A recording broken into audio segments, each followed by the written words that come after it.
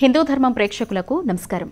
పురవీధులలో జగన్నాథుడు కార్యక్రమానికి స్వాగతం, సుస్వాగతం. ఆషాఢ మాసం వస్తోంది అంటే చాలు ప్రతి ఒక్కరికి గుర్తొచ్చేది పూరి జగన్నాథుడి రథయాత్ర. ఈ రథయాత్ర గురించి ఎన్నో విశేషాలు తెలుసుకునేటువంటి ప్రయత్నం చేద్దాం. వీటన్నింటినీ వివరించేందుకు మనతో పాటు స్టూడియోలో సిద్ధంగా ఉన్నారు ప్రముఖ ఆధ్యాత్మికవేత్త పత్తి శ్రీధర్ గారు. సో వారికి స్వాగతం చెప్పేద్దాం. నమస్తే గురుగారు. కార్యక్రమానికి స్వాగతం అండి. అయితే జగన్నాథ రథయాత్ర ముందుగా మనం అనుకున్నట్టుగా ప్రతి ఒక్కరూ ఏడాదంతా స్వామివారి రథయాత్ర ఎంతో అంగరంగ వైభవంగా కన్నుల పండుగ సాగేటువంటి ఆ వేడుకను చూడటం కోసం, ఎందుకంటే స్వామివారు స్వయంగా వచ్చి మనందరికీ దర్శనమిస్తారు కాబట్టి పొంగిపోతూ ఉంటారు. అయితే వీటి పుట్టు పూర్వోత్తరాల్లోకి వెళ్ళాలి అనేటువంటి కోరిక ప్రతి ఒక్కరిలోనూ ఉంటుంది. ఈ రథయాత్ర అసలు ఎప్పటి నుంచి ప్రారంభమైనట్టుగా చెప్తున్నారు? జగన్నాథుడు అంటే జగములకంతా నాథుడు అని అర్థం. అయితే ఈ జగన్నాథ స్వామి ఎవరి స్వరూపం అంటే నీలమాధవ స్వరూపం. ఈ నీలమాధవుడు ఎక్కడ ఉండేవాడు అంటే నీలాచల పర్వతాలలో దాగి ఉన్నాడు. అక్కడ విశ్వవసువు అనే ఒక గిరిజన తెగకు చెందిన వారి దగ్గర ఈ స్వామిని రహస్యంగా వాళ్ళు పూజించేవారు. అయితే ఆ సమయం లోపల ఇది కృతయుగం లోపల ఇంద్రద్యుమ్నుడు అనే రాజు ఉండేవారు. ఆ రాజుకి భార్య పేరు గుండీచాదేవి. అయితే ఈ కృతయుగం లోపల ఇంద్రద్యుమ్న మహారాజుకి స్వామివారు స్వప్న దర్శనంలో వచ్చి, నేను ఉన్నాను, నన్ను మీరు తీసుకొని వచ్చి ఆరాధించి ఒక ఆలయం కట్టండి అని. ఎలా మరి స్వామి ఎక్కడున్నారని ఎవరికి తెలియదు. అప్పుడు ఏం చేస్తారంటే విద్యాపతి అని అతని దగ్గర ఉన్న అతన్ని ప్రోత్సహించి 4-5 పంపిస్తారు స్వామి ఎక్కడున్నో తెలుసుకోవాలి. ఈ నీలాచల పర్వతాల్లో ఎతికిస్తూ ఉంటారు. అయితే స్వామి ఎక్కడ కనపడపోతే తర్వాత ఈ విద్యావతి ఏం చేస్తారంటే లలిత అని చెప్పి విశ్వవసు అనే ఒక గిరిజన తెగకు చెందిన నాయకుడు అన్నాను కదా, వారికి స్వామితోని ఒక గుహలో, రహస్య గుహలో నీల మాధవుడు, ఆయన అంటే నీల స్వరూపంలో ఉంటాడు. శంఖ చక్రములు ధరించి గద ఉంటుంది, అరచేతి హస్తం లోపల లక్ష్మీదేవి ఉంటుంది. అది అంటే స్వామి ఎలా పరమపదంలో ఉంటారో, వైకుంఠంలో ఉంటారో అంత స్పష్టమైన చతుర్భుజ విష్ణు స్వరూపంలో ఉంటారు. ఉంటే అప్పుడు ఏం చేస్తారు, ఈ విద్యాపతి అనేవారికి అంతకుముందే పూర్వం పెళ్ళై ఉంటుంది. కానీ ఈ లలిత అనే అమ్మాయితో ప్రేమలో పడిపోతారు. ఆయన ప్రేమలో పడితే వారు ఏం చేస్తారంటే పెళ్లి చేస్తారు. ఎవరు? విశ్వవసు పెళ్లి చేస్తారు. చేశాక ఈ రాజుగారికి మాట ఇచ్చారు కదా స్వామిని ఎలా అయినా తీసుకొని వస్తారని. ఏం చేస్తారు, వీరు వెళ్ళి ఆ అమ్మాయిని అడిగి అది చూపించమంటారు. వారు అంటారు, మా ఆచారాల ప్రకారం మేమైతే చూపించమంటారు. లేదు, నేను మీ అమ్మాయిని పెళ్లి చేసుకున్నాను, నువ్వు ఎట్టి పరిస్థితుల్లో చూపించాలంటారు.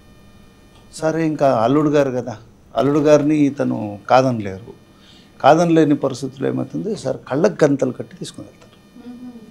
కళ్ళకు గంతలు కట్టి ఇతను ఏం చేస్తాడంటే ఆవాలు చేతిలో పెట్టుకొని ఈ 2 పక్కల ఇలా ఆవాలు వేసుకుంటూ వెళ్తాడు. వర్షాకాలం వచ్చాక అప్పుడు ఈ ఆవాలు మొలకెత్తుతాయి. ఆ రూట్ కనుక్కొని వెళ్తాడు. రూట్ కనుక్కొని ఇక్కడ దేవుడు ఉన్నాడని తెలుస్తుంది, అతనికి దర్శనం అవుతుంది. వచ్చి రాజుగారు చెప్తారు. రాజు ఏం చేస్తారంటే మొత్తం ఇంద్రద్యుమ్నుడు ఏం చేస్తారంటే మొత్తం పరివార బలంతో వస్తుంది. వచ్చేసరికి ఆ మూర్తి అదృశ్యమైపోయింది. అంటే ఏదైతే స్వరూపంలో నీలమాధవుడు లాగా గిరిజనులు కొరుస్తున్న స్వామి అదృశ్యమైపోయింది. ఇక అసలు మామూలు దుఃఖం ఉండదు ఈ ఇంద్రద్యుమ్నుడికి. దుఃఖిస్తూ ఉంటే మళ్ళీ స్వప్నంలో కనిపిస్తుంది.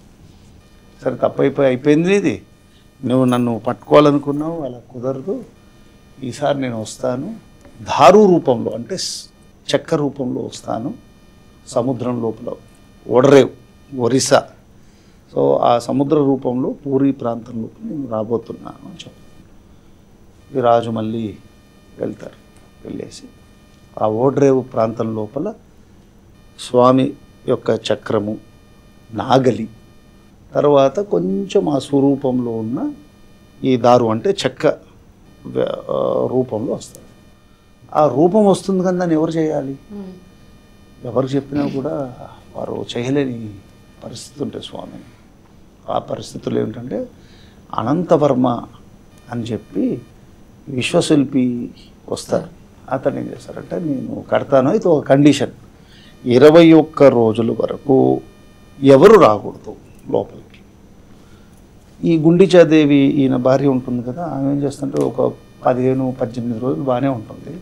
స్వామివారికి అసలు ఏం చేస్తున్నారో చూస్తామని ఆతృతను తలుపు కానీ అతను అదృశ్యమైపోతాడు. అప్పుడు ఈ స్వామి యొక్క చేతులు ఇవన్నీ కూడా ఇంకా పూర్తిగా చెక్కబడలేదు, కళ్ళు మాత్రం పెద్దవి ఉంటాయి.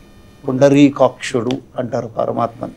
పుండరీకాక్షుడు అంటే ఎవరైతే కమలములంటి నయనము కలిగిన వాడు, వీడు జగన్నాథుడు. సర్వంలో ఉన్న సృష్టిలోకి అంతటి కూడా మూలం ఇతడే.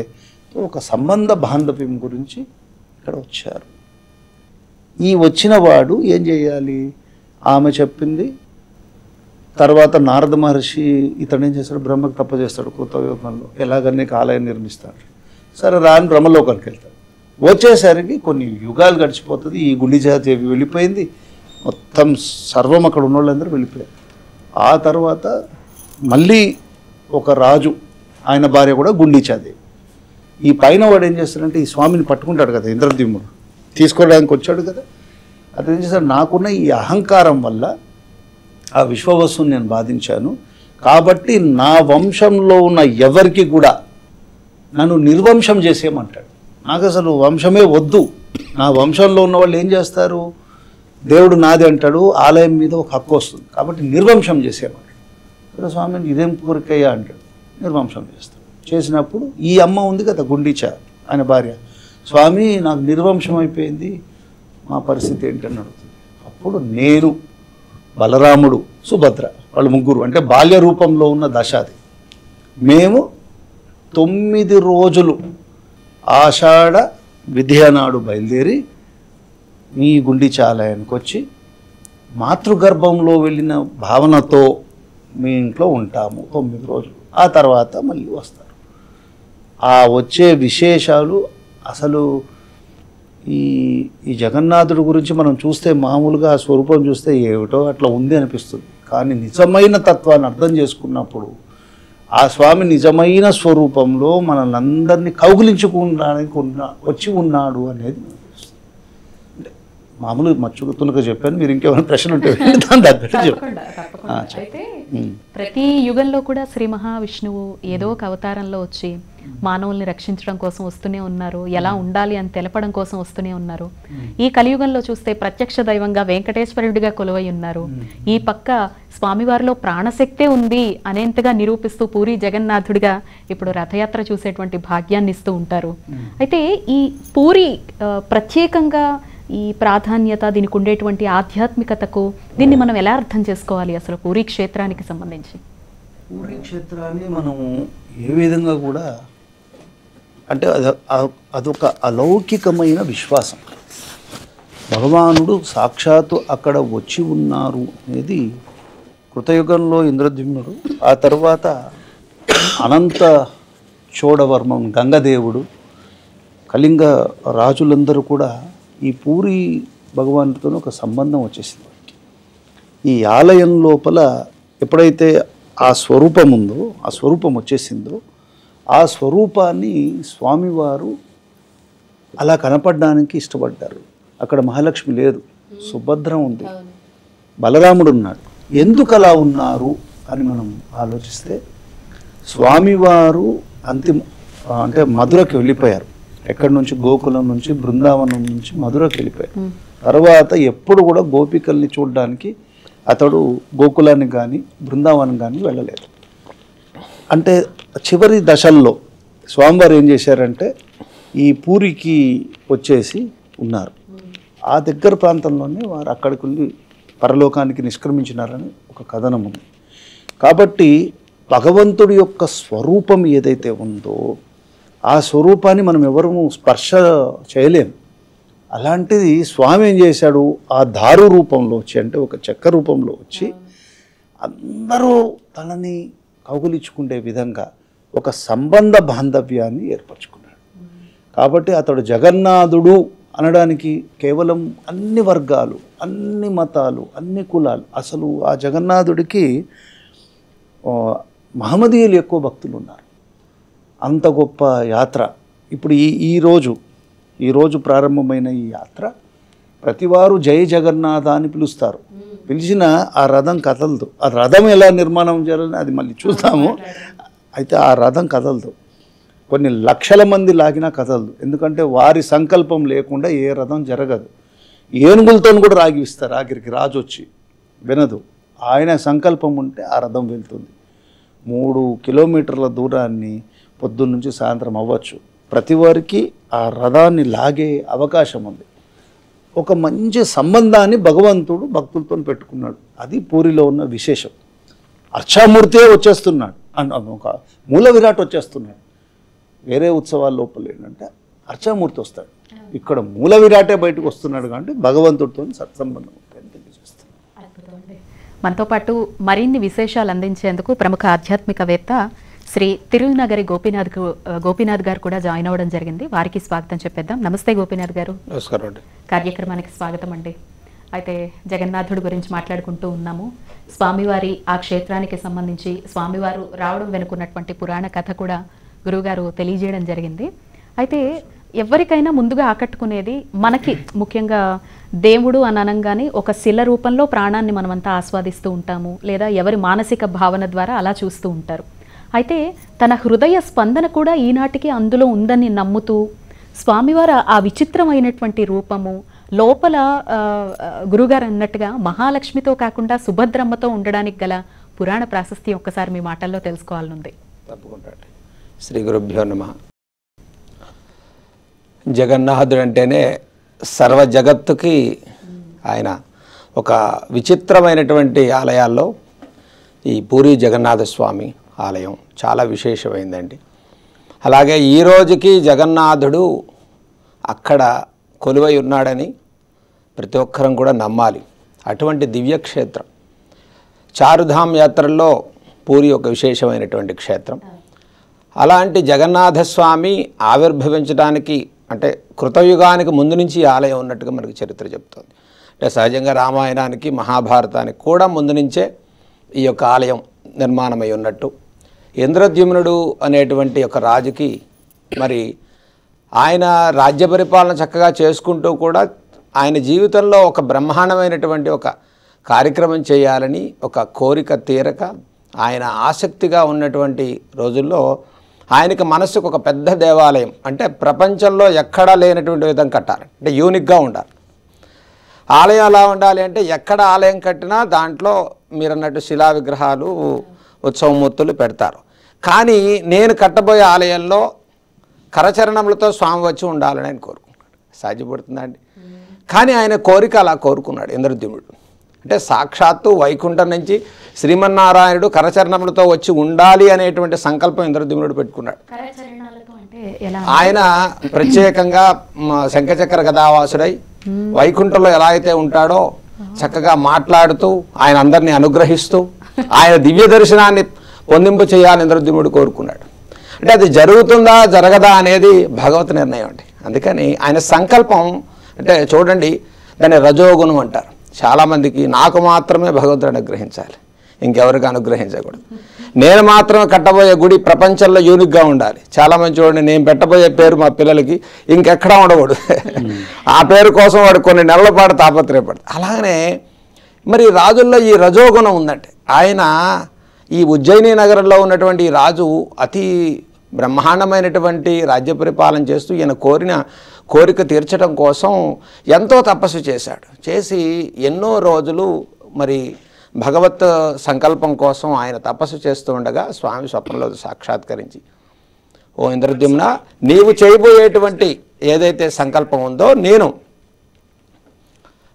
నీలమాధవుడి రూపంలో నీలాచల కొండల్లో నివాసమై ఉన్నాను, నీవు నన్ను కనుక్కోమని ఆయనకి అప్పచెప్పాడు. మరి చక్కగా రాజు కదండి, ఆయనకు అప్పచెప్పేసరికి వెంటనే రాజుగారు ఆయనకి జరిగినటువంటి స్వప్నంలో స్వామివారు దర్శించడం, ఆ నీలాచలాలు ఎక్కడున్నాయో కనుక్కోమంటే ఎవ్వరు అడిగినా కూడా అసలు మాకు తెలియదండి నీలాచలం అని అన్నారు. 4 దిక్కులకి నలుగురిని పంపిస్తాడు. దాంట్లో ఈయన బాగా మంత్రి వర్గంలో ఉండేటువంటి విద్యాపతి అనేటువంటి ఆయన మీద నమ్మకం బాగా ఉంది.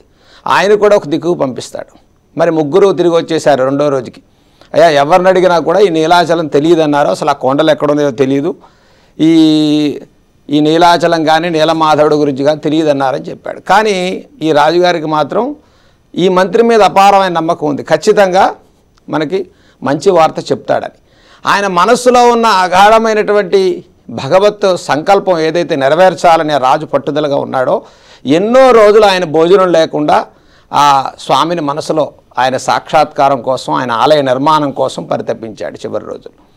ఈలోపు ఈ విద్యాపతి మరి తిరిగి ఆయనకు కూడా ఎక్కడ ఈ సమాధానం కానీ అవకాశం ఎక్కడ దొరక్క కొన్ని రోజులు అయిన తర్వాత మరి గుర్రం కూడా వెళ్ళలేనటువంటి ఒక అడవిలోకి ఆయన వెళ్ళాడు. గుర్రాన్ని అక్కడ వదిలేసి ఈ విద్యాపతి లోపలికి వెళ్ళి చూసేసరికి అక్కడ ఒక బ్రహ్మాండమైనటువంటి ఆ అరణ్యంలోకి లోపలికి వెళ్ళి చూసేసరికి అక్కడ ఆయనకి విద్యాపతికి ఒక బ్రహ్మాండమైనటువంటి ఆమె ఎదురైంది. ఆమె పేరు లలిత. ఆ లలితతో స్నేహం చేశాడు. ఆమె అక్కడ ట్రైబల్ ఏరియా అంటే బోయగూడెం అక్కడికి తీసుకువెళ్ళారు. ఆ బోయగూడెంలో తన తండ్రి గారు అనేటువంటి విశ్వావసు అనేటువంటి ఆయన్ని పరిచయం చేసింది. ఆ గూడెంలో ఆయనే పెద్ద, ఆయన తప్ప ఇక ఆయన చెప్పిన మాటకు తిరుగులేదు. అక్కడికి వచ్చి ఏమిటి నాయన ఎందుకు వచ్చారు మీరు ఏమిటని అడిగాడు. అయితే ఆయన వచ్చిన సంకల్పం చెప్పకుండా ఏదో పని మీద వచ్చానని చెప్పిన ఈ విద్యాపతి అక్కడే కొన్ని రోజులు కాలక్షేపం చేయగా ప్రతిరోజు రాత్రిపూట ఈ విశ్వావసు ఈ బోయిగూడెల్లో ఉండే పెద్ద ఆయన ఒక కాగడా పట్టుకుని అడవికి వెళ్ళడం చూశాడు. చూసి రెండో రోజు మూడో రోజు గమనించిన వాడై లలితని అడిగాడు, ఏమిటి మీ నాన్నగారు ఇలా రోజు రాత్రిపూట వెళ్తున్నారు అంటే, అది దేవరహస్యం చెప్పకూడదు. మరి దేవరహస్యం చెప్పకూడదు అనేసరికి ఏమిటి ఏమన్నా నీలమాధవుడు నీలాచల కొండలకు ఏమన్నా వెళ్తున్నారా అని అడిగాడు. అడిగేసరికి ఆమె చెప్పకుండా ఏమిటి ఈయన ఎలా చెప్పగలిగాడు అనేటువంటి ఒక ఆమె ముఖంలో నిజాన్ని తెలుసుకున్నవాడై విద్యాపతి గమనించిన వాడై ఏమతో స్నేహాన్ని పెంచుకుని ఈ లలిత మరి యవ్వన కన్యగా ఉండటం వల్ల ఈయన వివాహం చేసుకుందామనే సంకల్పం కలిగి ఒకరోజు ఈ లలిత ఆమెను వివాహం చేసుకుందామని అడగటం, అలాగనే అతి తక్కువ సమయంలో అప్పటికే వివాహం అయిపోయినటువంటి విద్యాపతి ఈ లలిత మీద ఈ తన సంకల్పం నెరవేర్చుకోవడం కోసం వివాహం చేసుకున్నాడు. చేసుకుని విశ్వావసు దగ్గర తీసుకెళ్తారు. విశ్వావసుని నాన్నగారు ఇట్లా వివాహం చేసుకుంటామంటే, చాలా మంచి సంకల్పం నాయన, నిన్ను చూస్తున్నాను, ఇన్ని రోజుల నుంచి వచ్చావు, నువ్వు నన్ను ఏమీ అడగట్లేదు, నీకన్నా మంచి వరుడు మాకెక్కడ దొరుకుతాడు. వివాహం చేశారు. చాలా చక్కగా ఉంది. ఇక అది అయిపోయిన తర్వాత నేను నీకేమి ఇవ్వదలుచుకున్నానో ఏమి ఇవ్వగలనని అడిగాడు. ఎవరు? విశ్వావసు, తన అల్లుండి. మరి అల్లుడిగా వచ్చాడు కదండి. ఇక అల్లుడిగా వచ్చిన తర్వాత ఈయన అడిగాడు, మీరు ప్రతిరోజు రాత్రి కాగడా పట్టుకుని ఒక చోటకి వెళ్తున్నారు, ఏమిటి ఆ విషయం మాకు చెప్పండి అంటే, అది దేవరహస్యం ఆయన, నేను తప్ప ఆ విషయంలో ఎవ్వరు. చూడండి, ఇక్కడ విశ్వావసు కూడా రజోగుణమే ఉంది. ఆ రజోగుణ అనేటువంటి తత్వం కలిగిన వాళ్ళకి భగవంతుడు నేను తప్ప ఎవరు చూడకూడదు, ఆయన నాకే చెందాలి, నేను చేసే వ్రతం గురువుగారు ఎవ్వరూ చేయకూడదు, ఆ వ్రత ఫలితం నాకే దక్కాలి. ఇటువంటి ఈ రజోగుణ తత్వం కలిగినటువంటి వాళ్ళకి భగవంతుడు గుణపాఠం చెప్తాడండి. అంటే మనిషి ఎన్నో తప్పులు చేస్తుంటాడు, అది కూడా ఒక రకమైనటువంటి భగవంతుడు నావాడు అనేటువంటి ప్రేమ తత్వంతో కూడినటువంటి ఈ విశ్వావసు ఇక ఏదైతే అల్లుడు గట్టిగా ఒత్తిడి చేసేసరికి లలిత ద్వారా అడిగిచ్చాడు. అడిగిస్తే లలిత బాధపడుతూ దేవరహస్య అని చెప్పింది. మా నాన్నగారు నాకు తప్ప ఈ విషయం ఎవరికి తెలియదు, మేము మనసులో ఉంచుకోండి. ఆయన ప్రతిరోజు రాత్రి నీలాచల కొండలకు వెళ్తారు, అక్కడ సాక్షాత్తు స్వామివారి దర్శనం, నీలమాధవుడి యొక్క దర్శనాన్ని చేస్తారని చెప్పింది. ఈ విశ్వావసు దగ్గరికి వెళ్ళి ఈ విషయాన్ని అడిగితే ఆయన ఇప్పటి వరకు ఎవరు ఈ దర్శనం చేయలేదు, నేను తప్ప, తర్వాత నా అల్లుడు, నీవు రెండో వాళ్ళకి దేవరహస్యం తెలిసిపోతుందని మనసులో బాధపడినవాడై తప్పక కూతుర్నిచ్చడం ఇవ్వటం వల్ల ఆయనకు ఒక కండిషన్ పెట్టి తలకి గంతలు కట్టి కొండలకు తీసుకెళ్తాను, మళ్ళీ అక్కడి నుంచి కళ్ళకు గంతలు కట్టి తీసుకొస్తానని చెప్పాడు. దానికి అగ్రిమెంట్ అయ్యి ఓకే అనుకున్నవాడే ఈయన ఈ విద్యాపతి తెలివిగా ఒక ఆవాల్ని మూటగా కట్టుకున్నవాడై కళ్ళకు గంతలు కట్టి వెళ్తూ ఉండేటువంటి దారి సమయంలో ఆవాల్ని వదులుతూ వెళ్ళాట. వెళ్ళేసరికి ఎప్పుడైతే అక్కడ కళ్ళకు గంతలు ఇప్పాడో బ్రహ్మాండమైన రోహిణీ కుండల్లో ఒక కాకి నీళ్లతో కనిపించిందట మొట్టమొదటిసారిగా. ఆ కాకి వైకుంఠం నుంచి వచ్చేటువంటి బ్రహ్మాండమైన ఒక రథం అక్కడ ఉన్నట్టుగా, ఆ కాకి ఆ రథాన్ని ఎక్కినట్టుగా, అది శంఖచక్ర గదావాసుడైనటువంటి స్వామివారి యొక్క నీలమాధవ స్వరూప దర్శనాన్ని ఆయన చేశాడు. బ్రహ్మాండమైనటువంటి నీలమాధవ దర్శనాన్ని చేసినటువంటి విశ్వావసు మరి అట్లాగే విద్యాపతికి అమోఘమైనటువంటి ఈ దర్శనం కోసం వచ్చాను, ఆయన మనసులో ఏదైతే కోరిక లేదని తెలుసుకున్నవాడే మళ్ళీ కళ్ళకు గంతలు కట్టి ఆయన్ని తీసుకొచ్చాడు. తప్పకుండా అండి. చాలామంది ఆసక్తిగా ఎదురు చూసేదండి శ్రీధర్ గారు, స్వామివారి ఆ రథం అసలు మనం ఏ పండగల్లో కావచ్చు, లేకపోతే ఏ ఆలయానికి సంబంధించినటువంటి చరిత్రలో కావచ్చు చూడం. ఎంత ఎత్తులో ఉంటుందంటే సాక్షాత్తు వెళ్ళి వైకుంఠాన్నే తాకుతుందేమో ఆ రథం అన్నంతగా ఉంటుంది. దాన్ని కొన్ని లక్షల మంది తీసుకెళ్తూ ఉంటారు. చాలా అపురూపంగా అనిపిస్తుంది, అదే రీతిలో విచిత్రంగా కూడా ఉంటుంది. ఏంటి రథాన్ని అంత బాగా, ఆయన రథం మీదే ఎందుకు ఊరేగాలి అనుకున్నారు? నాకు తెలిసి రథం మీద ఊరేగడం ఆయనతోనే మొదలైందేమో. ఎలా వచ్చింది? ఆయనతోని మొదలైంది. అంతకుముందు మన కలియుగం లోపల వెంకటేశ్వర స్వామి రథం లోపల ఎప్పుడైతే స్వామి బయటకు వస్తారో, అంటే అర్చామూర్తి వస్తున్నాడు, ఇక్కడ మూల విరాట్ వస్తుంది. వచ్చినప్పుడు వారి యొక్క దర్శనం, వారి చూపు ఎవరి మీద పడినా వారికి భాగ్యం. అందుకనే పరమాత్మ తనకు తానుగా రథం అనే విషయంలో వచ్చి చూసుకుంటున్నాడు తన సృష్టినంతా. అదొకటి. రెండోది ఏంటంటే ఈ యొక్క రథాన్ని నిర్మించడానికి అది ఒక పెద్ద ప్రాసెస్. ఒక పర్టికులర్ సమయం లోపల వాళ్ళ అరణ్యానికి వెళ్ళి, మోస్ట్లీ ఇంతకుముందు ఉన్న దాంట్లో అయితే వేప చెట్టుతో ఉంది, ఆ చెట్లన్నీ తీసుకుని వచ్చి నరికి ఒక పద్ధతి ప్రకారం వాటిని ఖండించేస్తారు. ఖండించేసి 3 రథాలుగా చేస్తారు. ఒకటేమో స్వామివారి రథం, దాని పేరు నందిఘోష అన్నారు. తర్వాత బలరాముడి రథం, అది ఏమో తాళధ్వజం. మూడవదేమో అమ్మవారి రథం, అది పద్మధ్వజం. వీరిని ఆ రథంలో తీసుకొని వచ్చి ఈ ఆలయానికి వెళ్తారు కదా, వాళ్ళు వెళ్ళే ఇక్కడ నుంచి ఎక్కడికి వెళ్ళాలి? వాళ్ళు గుండిచాలనికి వెళ్ళాలంటే ఇంతకుముందే చెప్పారు, మాతృగర్భానికి ఆమెకి పిల్లలు వద్దు అన్నాడు, నిర్వంశం అయిపోతుందని కావాలని కోరుకున్నాడు. ఆ అమ్మనే గుండిచా. కాబట్టి వారెందుకు, వీరు ఎట్లా నిర్వంశం అయిపోయిందనగా మేమే నీ మాతృగర్భంలో 3 వస్తామని చెప్పి ఇచ్చారు. కాబట్టి ఆ మాతృ దర్శనానికై తప్పిస్తున్న జగన్నాథుడు ఈ యొక్క 3 గంటల ప్రయాణం, అది 9 గంటలు కావచ్చు, 12 గంటలు కావచ్చు, ఆ రథంలో అలా వెళ్తుంటారు. కొన్ని లక్షల మంది లాగుతారు. ఆ తాళ్ళకు కూడా ఒక డైమెన్షన్ ఉంది. ఆ తాళ్ళు ఎంత పొడుగు ఉండాలి, ఎంతలా ఉండాలి, ఒకే వడ్రంగి వీరికి సంబంధించిన వాళ్ళు మాత్రమే, అది వాళ్ళు చేసే కైంకర్యం. అది లాగి లాగి లాగి లాగి ఏనుగులు కూడా తెచ్చినా కూడా ఒకసారి కదలదు. ఎందుకంటే జగన్నాథుడు సంకల్పంలో ఎవరన్నా ఉంటే వారి దగ్గర ఆగిపోతాడు. అలా ఆకుంటూ వయ్యారంగా వెళ్తుంది ఆ రథం. కాబట్టి ఆ రథం లోపల అన్ని వివిధ రంగులు వేస్తారు. తర్వాత ఇతర దేవాలయాలకి ఈ జగన్నాథుడికి ఒక తేడా ఏమిటంటే, రథము వేరే ఆలయాల లోపల రథోత్సవం జరిగిన ఆ రథాన్ని మళ్ళీ ఒక ప్రాంతంలో పెట్టేస్తారు. ఈ జగన్నాథుడికి ప్రతి సంవత్సరం కూడాను కొత్త రథం నిర్మిస్తారు. అది జగన్నాథుడు రథయాత్రలో ఉన్న ముఖ్యమైన విశేషం. దాని మీద చాలా గొప్ప గొప్ప ఇవి జరుగుతాయి. కొన్ని ఆ రాజుగారు వస్తారు, వచ్చి ఈ చక్కని బంగారు చీపురుతోని క్లీన్స్ చేస్తారు. ఇందాక స్వామివారు చెప్పారు కదా, రజోగుణం తమో గుణం ఉండకూడదు, శుద్ధ సత్వంలో వెళ్తేనే పరమాత్మ కల్పిస్తారు. కాబట్టి వాటిని అన్నిటిని కూడా ఒక పరిశుద్ధి చేసే బాధ్యత ఎవరికి ఇచ్చారు? రాజుకి ఇచ్చారు. ఎందుకు? ఈ విశ్వానికంతా జగన్నాథుడే రాజు. కాబట్టి ఈ రాజులు అయినా కూడా సేవకులే, స్వామికి జగన్నాథ దాసులే అనే భావంలో చెప్పి అందరి వాడు జగన్నాథుడు అనే భావంలో ఈ రథయాత్ర జరుగుతుంది. దానికి ఒక సుస్పష్టమైన సమయం, మళ్ళీ తిరిగి రాకకు ఒక సమయం. అక్కడ వెళ్ళి ఆగిపోతాడు. వారు రాత్రి అయినా కూడా గుండిచా ఆలయానికి ఆ రోజే వెళ్ళడు, అక్కడ ఆగిపోతారు.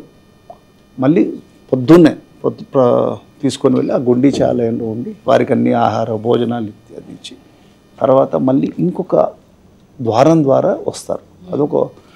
అది అంటే మనం దాని లోతుగా వెళ్తున్నా కొద్దీ భగవంతుడు ఎలా తనను తాను ప్రదర్శించుకుంటున్నాడు, ఎలా మన భక్తిని ప్రదర్శించి చెప్పే గొప్ప యాత్ర జగన్నాథ.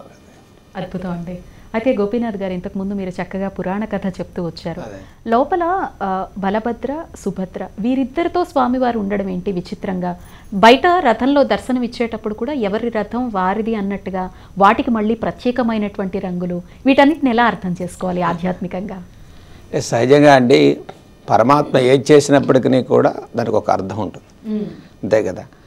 ఆయన అప్పటి వరకు కూడా అమ్మవారితో ఉన్నటువంటి ఆయన సంవత్సరంలో ఒక 9 రోజులు ఆయన తన అన్నయ్య దగ్గరికి తన చెల్లెలతో కలిసి ఆ ఇంటికి రావటానికి ఆయన ఇష్టపడతారు. కాబట్టి అంటే పూరి యొక్క చరిత్ర ప్రకారం చూసుకున్న కృతయుగంలో మహాభారత భాగవత రీత్యా చూసుకున్న ఆయన ఈ బృందావనం అక్కడికి వచ్చి పూరియే బృందావనం అక్కడి నుంచి ఆయన బలరాముడు సుభద్ర దగ్గరికి వచ్చి వారు ముగ్గురు కలిసి ఒక 9 రోజులు సహజంగా 9 రోజులు గుండీచా ఆలయానికి వెళ్తారు.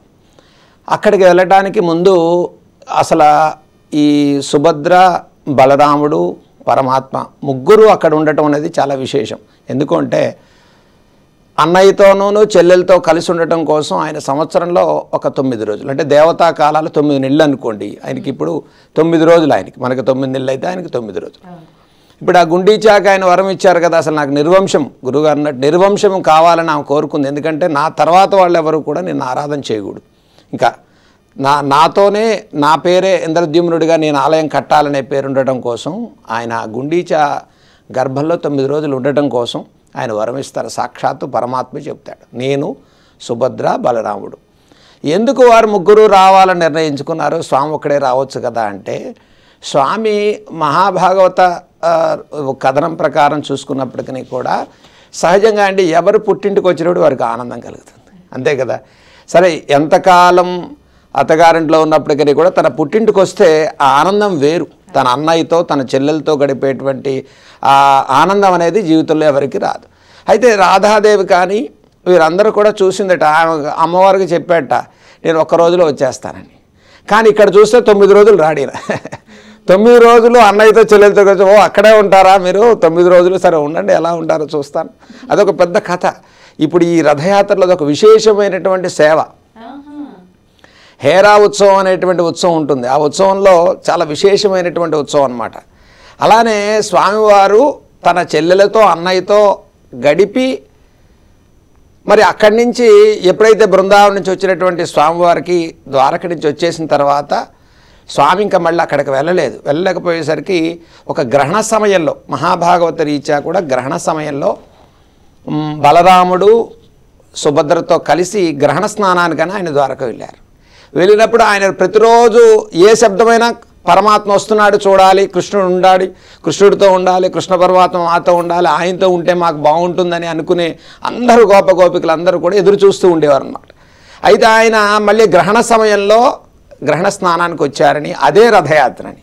అప్పుడు రథం మీద ముగ్గురు కలిసి వచ్చారు కాబట్టి గ్రహణ స్నానానికి, అంటే కృతయుగానికి ముందు మహాభాగవత రీత్యా చూసుకున్నప్పటికీ ఆయన ఎప్పుడైతే గ్రహణ స్నానాన్ని ముగ్గురు కలిసి వచ్చారో అదే రథయాత్రగా ఈరోజు గుండీచాకి అనుగ్రహం ఇవ్వటం, గుండీచా తల్లి గర్భంలో మేమే పిల్లలుగా ఉంటామని చెప్పినటువంటి స్వామివారు 9 రాత్రులు అమ్మవారి దగ్గర ఉండటం. మరి ఆ రథయాత్రే ఈరోజు సుభద్ర బలరాముడితో కలిసి ఆనంద ఉత్సవంగా చేసుకునేటువంటి యాత్ర. అంటే ఇది పరమాత్మ తనంతట తానుగా భక్తులను అనుగ్రహించేటువంటి రూపం. అందుకే చూడండి, ఆయన సగం విగ్రహం చక్కగానే తలుపు తీసేసింది గుండీచా. ఎందుకు తీసింది అంటే, ఏమో ఈయనకు అసలు భోజనం లేదు, ఆహారం లేదు, ఈ చేసినటువంటి ఆయన ఏమైనా మరణించాడేమో అన్న ఆలోచన వచ్చింది. అంటే అది మాతృస్వరూపం అండి. సహజంగా కూడా ఆయనకి ఏదో చూడాలి, మన దగ్గరికి వచ్చి మన నమ్మి మేము విగ్రహం చేస్తానని వచ్చిన ఆయనకి ఏదో ఒకటి పెట్టాలి కాబట్టి తలుపు తీసేసరికి పరమాత్మ కాళ్ళు లేవు, హస్తాలు సగమే ఉన్నాయి. చూశారు కదా మన పూరి జగన్నాథ స్వామిలో బ్రహ్మాండమైనటువంటి కళ్ళతో స్వామి దర్శనం. అప్పుడు పరమాత్మే స్వయంగా చెప్పాడు, నేను ఈ రూపంలో ఉండటానికి ఇష్టపడుతున్నాను కాబట్టి ఈ రూపం తన కళ్ళతోనే అందరినీ హత్తుకునేటువంటి ఆకర్షణీయమైనటువంటి రూపమే జగన్నాథ స్వామి. అద్భుతం అండి. అయితే ఈ రథయాత్ర ప్రక్రియ అంతా ఎలా సాగుతుందండి? మొదటి నుంచి మొదలు పెడితే పూర్తయ్యే వరకు మామూలుగా మనం తీసుకున్న స్వామివారిది పూరిలో రథయాత్ర జరుగుతున్నప్పుడు ఒక వారం తర్వాత చుట్టుపక్కల ఉండేటువంటి ఊర్లలో కూడా చిన్న చిన్న రథయాత్రలాగా చేసుకుని వేడుగ్గా చేసుకునే సంప్రదాయం ఇప్పటికీ కొనసాగుతోంది. ఇప్పటికీ ఎగ్జాంపుల్గా తీసుకుంటే మా విజయనగరంలో ఇప్పటికీ జరుపుతూ ఉంటారనమాట చిన్న రథయాత్ర అని చెప్పేసి. సో ఏంటి ఇంతగా వీటి వెనుకున్న విశేషాలు? ఇప్పుడు పూరికి ఒక ప్రత్యేకమైన స్థానం ఉంది.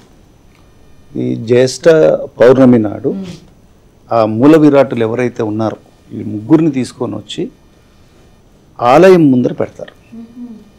పెట్టి 108 కలశాలతోని ఆ స్వామికి ఈ ముగ్గురికి కూడా శుద్ధి చేస్తారు. ఆ శుద్ధి ఎలా చేస్తారో చల్లని నీటితో చేస్తారు. శీతలాదేవి అని ఒక అమ్మ ఉంటుంది అక్కడ, ఆమె చల్లదనానికి మూల కారణం. మళ్ళీ సాయంత్రం వచ్చి ఎవరైనా చూశారనుకోండి భయం కూడా కల్పిస్తుంది. ఆమె రక్షకురాలు. ఆ కుండలతోని స్నానం చేసినప్పుడు ఎవరైనా కూడా సర్వసామాన్యులు, ఇప్పుడు మూల విరాటుని ముట్టుకోవాలంటే కొన్ని అర్హతలు ఉండాలి, అర్చకులై ఉండాలి, లేకపోతే వారు ఏదో ఋషి పరంపరలో ఉండాలి, సామాన్యులు ముట్టుకోలేరు కదా. ఈ స్వామి అక్కడ అందరికి అవి ఉన్నారు, ఉండేసరికి అందరూ వెళ్ళి తాకచ్చు, ఇవన్నీ దర్శనాలు చేయాలి. ఆ తర్వాత స్వామికి ఈ చల్లదనం వల్ల, అంటే భగవత్ స్వరూపంలో ఉన్నాడు స్వామి, మానుష రూపంలో ఉన్నాడు, దైవం మానుష రూపేణ. కాబట్టి ఎప్పుడైతే అలా ఉన్నారో ఏం చేస్తున్నారు, జ్వరం వచ్చేసింది స్వామికి.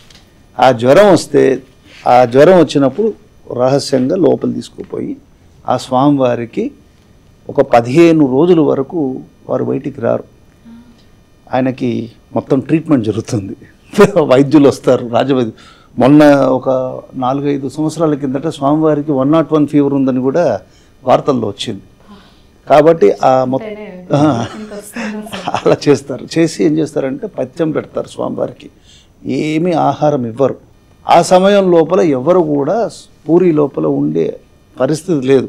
ఎందుకంటే అక్కడ మీరు అన్నారే ఇందాక, స్వామికి శక్తి ఎలా వచ్చిందంటే ఒక అద్భుతమైన శక్తిని బ్రహ్మదేవుడు స్థాపించాడు. ఈ అర్చామూర్తులకి ఏంటంటే బ్రహ్మ పదార్థం అంటారు.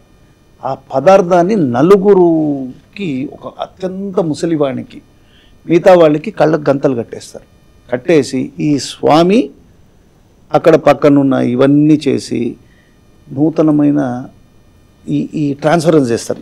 ఇక్కడున్న బ్రహ్మ పదార్థాన్ని మళ్ళీ ట్రాన్స్ఫర్ చేసి చక్కని స్వరూపం చేసి స్వామి కొంచెం ఆ 15 రోజుల తర్వాత ఆరోగ్యం వచ్చేస్తుంది ఆయనకి.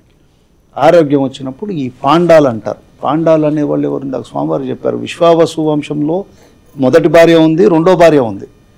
వాళ్ళ ఒక పిల్లలేమో వంటకి చూస్తున్నారు, ఇంకొక వారేమో ఆలయ అర్చ విషయాలను చూస్తున్నారు. వీళ్ళకందరికీ ఎవరి అధిష్టానంలో ఉన్నారు వీళ్ళంటే మహాలక్ష్మి అధిష్టానంలో ఉన్నారు. ఆమె ఇల్లు, ఆమె శ్రీక్షేత్రం అంటారు. ఈ జగన్నాథ శ్రీక్షేత్రం అంటే శ్రీ మహాన్ లక్ష్మి యొక్క క్షేత్రం. ఆయన అరచేతిలోనే ఉంది. అంటే జగన్నాథుడు, లక్ష్మీదేవి పాదాల దగ్గర ఉంటుంది వెంకటేశ్వర స్వామికి, ఈ స్వామికి అరచేతిలో ఉంది. హృదయంలో ఉన్న అమ్మ అభయముద్రలోకి వస్తుంది, అంటే నీలమాధవుడికి. కాబట్టి ఆ ఊహా ప్రకారం ఇక్కడ ఈ స్వామికి ఏమో ఇవి లేవు కదా, హస్తాలు లేవు కదా.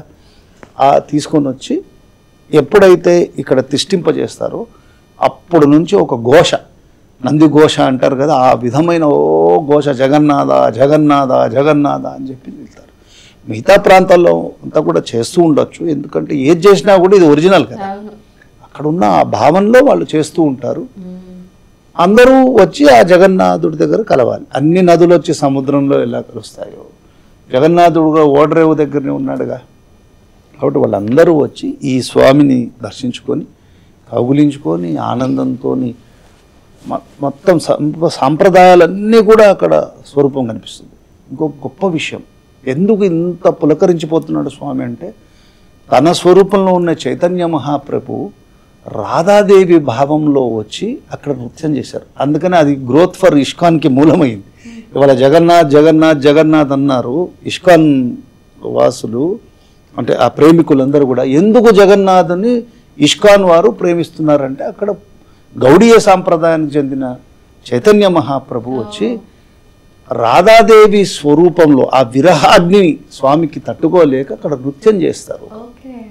ఆ నృత్యం చేశారు కాబట్టి అక్కడ స్వామి ఆ నృత్యాన్ని పర్మిట్ చేశారు. ఆ విరహాన్ని స్వామి కూడా అనుభవిస్తున్నాడు ఇక్కడ. అంటే భక్తులకి ఆదీనుడు భక్తవత్సలుడు అది. కాబట్టి ఆ దాంట్లోపల ఎప్పుడైతే స్వామి అలా వస్తున్నాడో ఆనందం కదా. రాజు వచ్చాడండి, ఇప్పుడు ముఖ్యమంత్రి గారు వచ్చారు, విలేజ్కి వచ్చారు, ప్రజల వద్దకు పాలన, ఏదో వారు పెట్టిన అన్నం తిన్నారు. వాళ్ళు కూడా రోజు తినేదానికంటే కూడా ఒక ఎవరైనా ఇంటికి వెళ్ళినప్పుడు వాళ్ళు కూడా మంచి ప్లేట్లో పెడుతున్నారు. జగన్నాథుడు అలా కాదు, మట్టి పాత్రలో తింటున్నాడు. 60, 40, 56 చప్పన్ భోగు తింటున్నారు. పూరి అనగానే మరొక విశేషమైంది ఏంటంటే అక్కడ వండేటువంటి ప్రసాదాలు, స్వామివారికి నివేదించేటువంటివి, ఇవన్నీ కూడా ప్రపంచవ్యాప్తంగా అందరూ చర్చించుకునేలాగా ఉంటాయన్నమాట. ఆహా ఎంత అద్భుతం, ఎంత అద్భుతం, 7 కుండల్ని పెట్టడం, ఇవన్నీ కూడా. అయితే సరైనటువంటి విధానంలో మీ ద్వారా తెలుసుకోవాలి అని ఉంది. ఎందుకు ఆయన మట్టి గ్లాసుల్లోనే తాగడం, నీళ్లు కానీ మట్టి వాటిల్లోనే తినడం కానీ చేస్తారు? ఆయనకి ఎందుకు అంత ప్రీతి? స్వామివారు చాలా పురాతనమైనటువంటి ప్రాచీనమైనటువంటి సాంప్రదాయాల్ని అందరినీ అందిపుచ్చుకోమని మనకి చెప్పటం అంటే. ఈరోజు మనం వాడేటువంటి టెక్నాలజీ మళ్ళీ తిరిగి మట్టి పాత్రలోకి వస్తున్నాయి. కారణం భగవతత్వంలో ఆ రాజుగారికి సాక్షాత్తు పరమేశ్వరుడు ప్రతిష్టా సమయంలో, అంటే ఏదైతే విగ్రహాన్ని ప్రతిష్ఠ చేసేటువంటి సమయంలో పరమాత్మ రాజును అడుగుతాడు, నీకేం కావాలి, ఇంత కష్టపడ్డావు, బ్రహ్మను తీసుకొచ్చి బ్రహ్మలోకం నుంచి ప్రతిష్ఠ చేస్తాడు. స్వామివారు అక్కడి నుంచి తీసుకొచ్చి బ్రహ్మగారిని నారద మహర్షి యొక్క తన తపస్సంపన్నమైన శక్తి చేత సహస్ర యాగాలను అక్కడ పూర్తి చేస్తాడు పూరీ క్షేత్రంలో. ఎప్పుడైతే ఈ రాజు అన్ని యాగాలు చేసి ఇక్కడ ఈ ఆలయాన్ని కట్టాలని ఇంత సంకల్పం చేసి నారద మహర్షి చేత బ్రహ్మలోకానికి వెళ్తాడు. గుండీచా చివరి సమయంలో నువ్వు బ్రహ్మలోకంకి వెళ్తున్నావు, మళ్ళీ ఎప్పుడు వస్తావు తిరిగి అని అడుగుతుంది భార్య. అడిగితే నేనేమింది అలా వెళ్ళి అలా వచ్చేస్తాను, నారద మహర్షి ఉన్నారు కదా, బ్రహ్మగారిని పిలిచి ఆయన ఆహ్వానం చేసి వస్తాను, ఇక్కడ సాక్షాత్తు స్వామిని మనం ప్రతిష్ఠ చేయాలి మన సంకల్పం కదా అనుకుంటా.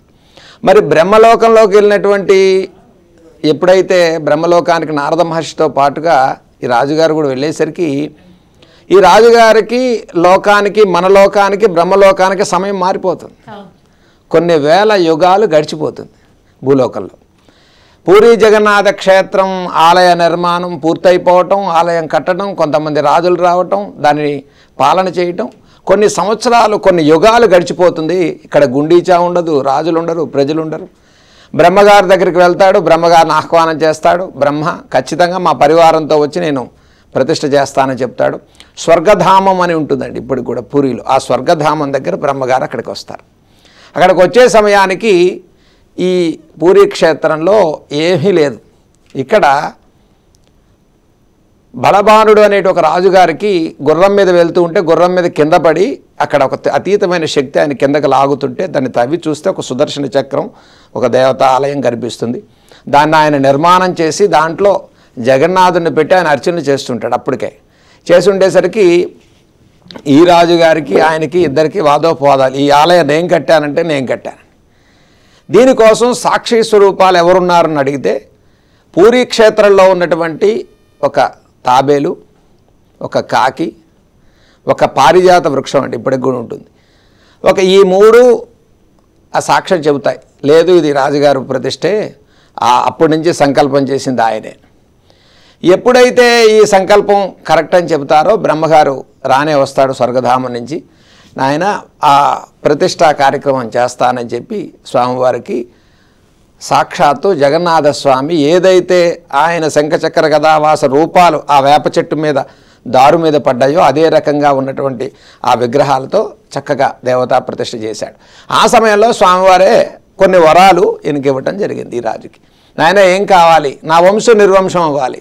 ఎందుకు ఎవరైనా వంశం బాగుండాలి, వంశాభివృద్ధి కదా కోరుకునేది. కానీ ఇక్కడ నేను తప్ప ఇక తర్వాత నా కుమారులు నా మనవలు మేం కట్టామని చెప్పుకోవటం కన్నా ఈ చరిత్ర నాతో ఆగిపోవాలి, మాకు వంశం అవసరం లేదని గుండీచా వీరిద్దరూ కూడా స్వామికి ఎప్పుడైతే నమస్కారం చేశారో అప్పుడు స్వామివారికి వీడికి నా మీద ఉన్న అపారమైనటువంటి ఆ కారుణ్య ప్రేమ ఏదైతే ఉందో అది కనిపించి ఆయన సాక్షాత్తుగా మీకు సంతానం ఎందుకు మేమే ఉంటామని చెప్పినప్పుడు స్వామివారు 3 వరాలు ఇచ్చారు.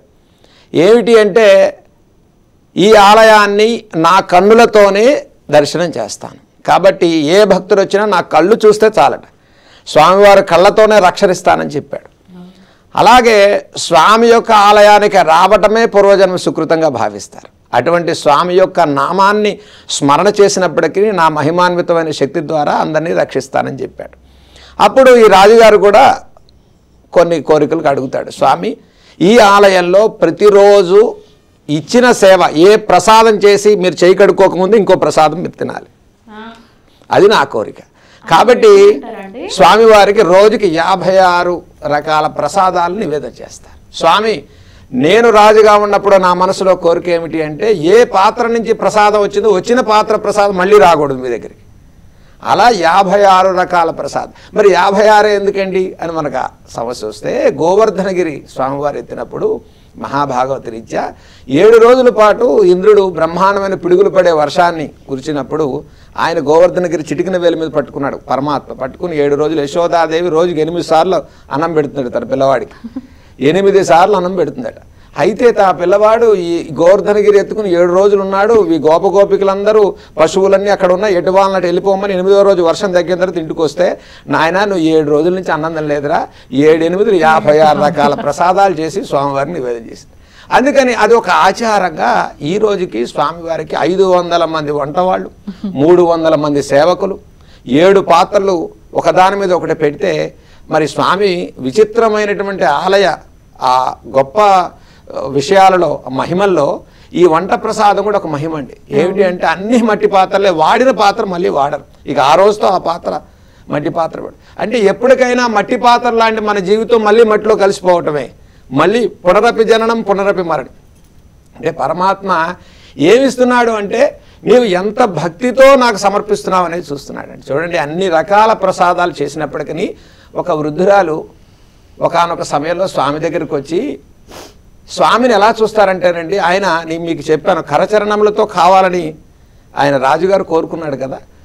ఈయన బ్రహ్మ పదార్థం ఆయన హృదయంలో పెట్టారు ప్రతిష్ఠ చేసినప్పుడు. ఏమిటి ఆ బ్రహ్మ పదార్థం అనే సీక్రెట్ ఇప్పటికి టాప్ సీక్రెట్ ఉంది. ఎంతగా ఆ బ్రహ్మ పదార్థం ఏంటి, కళ్ళ గందలు కట్టడం ఏంటి, లోపల ఏం పెట్టారు అసలు ఆ బ్రహ్మ పదార్థంలో ఏముంది అంటే నారసింహ శాలిగ్రామం ఉందట. నవనారసింహ క్షేత్రాల్లో ఉండే నరసింహస్వాములు ఆలయాన్ని, నవచండి నవదుర్గలు ఆలయాన్ని పరిరక్షిస్తూ ఉంటారట. అందుకని ఎంతోమంది మహమ్మదీయులు తురుష్కులు ఆలయాలను కొల్లగొట్టిన సమయంలో ఆలయానికి వెనక వైపు ఉన్న నారసింహ క్షేత్రం దగ్గరికి వెళ్ళేసరికి వాళ్ళు నిప్పులు పడి నరసింహస్వామిని చూసి పరిగెత్తిపోయారట. అందుకని ఆలయానికి నరసింహస్వామి క్షేత్రపాలకుడు. అటువంటి శాలిగ్రామ స్వరూపమే లోపలుండే బ్రహ్మ పదార్థం. ఆ బ్రహ్మ పదార్థమే ఆత్మ అంటారు. ఆత్మని ఎవరు చూడలేము, తాకలేము. కానీ ప్రపంచంలో ఒక పూరీ జగన్నాథ స్వామి యొక్క ఆ లోపలుండే బ్రహ్మ పదార్థాన్ని ఆ పదార్థ రూపంలో ఆత్మని తాకగలుగుతాం. అదే ప్రాణం, అదే శబ్దం, అదే కృష్ణ పరమాత్మ. శరీరం పడిపోయిన తర్వాత కూడా ఆ పదార్థం అందరి చేతుల మీదుగా వచ్చి పూరిలోకి వచ్చినట్టుగా మనకి సమాచారం తెలుస్తుంది పురాణాల ప్రకారం. అటువంటి స్వామివారికి ఒక బీద భక్తురాలు ఇన్ని ప్రసాదాలు తింటున్నాడే నా పిల్లవాడు, వీడికి ఏమైపోతుంది. ఇందాక గురువుగారు చెప్పారు చూడండి, ఆయనకి 108 కలశాలతో స్నానం చేసిన తర్వాత జ్వరం వచ్చేసింది. జ్యేష్ఠ పౌర్ణమి నుంచి అమావాస్య వరకు 15 రోజులు ఆయన పడుకునే ఉంటారు మఫ్లర్ కట్టుకుని. సుభద్ర, బలభద్రుడు, కృష్ణుడు. ఏమిటి అంటే వీళ్ళకి జ్వరం. చూడండి, మరి అదే ఎటువంటి భగవంతుడు అయినా భూమి మీదకి వచ్చినప్పుడు మానవ ధర్మాన్ని పాటించినట్టుగా చూపిస్తున్నాడు. అంటే భగవంతుడు కూడా మానవ ధర్మం పాటిస్తాడా సార్ అంటే పాటిస్తున్నాడు. ఆయన కూడా 15 రోజులు నిగూఢంగా పడుకుని ఉంటారు. 15 రోజులు ఆలయం తెరవబడదు, 15 రోజులు ప్రసాదాలు పెట్టరు, 15 రోజులు ఆయన పడుకునే ఉంటారు. ఈ 15 రోజులు డాక్టర్లు కూడా వచ్చి ఆయన చెక్ చేస్తారు. రాజవైద్యులు వచ్చి ఆయన చూసి, స్వామి మీరు వేపాకు రసాన్ని తీసుకోండి, చేదు కషాయాలను తీసుకోండి. మరి చూడండి, మనకు జ్వరం వస్తే ఎలా చూస్తాం, అలా స్వామిని కూడా 15 రోజులు సేవించుకుంటారు. కాబట్టి అలా స్వామివారికి చక్కటి ప్రసాదాన్ని సమర్పిస్తూ ప్రతిరోజు భోజనంలో కూడా ఈ వేపాకుని స్వామికి సమర్పిస్తారట. అది తినడం వల్ల ఈ భోజనాలన్నీ కూడా చక్కగా అరిగి స్వామికి మంచి ఆరోగ్యం పొందాలని ఆ యొక్క ఇలాంటి ఆచారాలు మన పూరిలో అనేక రకాలుగా చూడవచ్చు. ఎంతను వింటామండి, వినే కొద్దీ వినాలనిపించేంత అమృతం అది. ఒళ్ళు పులకింత చెప్తూ ఉంటేనే ఎప్పుడెప్పుడు చూడాలా అనేటువంటి భక్తి పారవస్యంలోకి వెళ్ళిపోతాము. కానీ మనకి సమయాభావం వల్ల కార్యక్రమాన్ని అయితే ముగించాల్సి వస్తోంది. చాలా చాలా ధన్యవాదాలు గోపీనాథ్ గారు, శ్రీధర్ గారు. చాలా చక్కనైనటువంటి విశేషాలు పూరి జగన్నాథుడి గురించి మా ప్రేక్షకులకు అందించి మా అందరినీ ఆధ్యాత్మిక పారవస్యంలో ముంచెత్తారు. చాలా ధన్యవాదాలు. ఇది వాల్టి పురవీధులలో జగన్నాథుడు ప్రత్యేక కార్యక్రమం. చూస్తూనే ఉండండి హిందూ ధర్మం.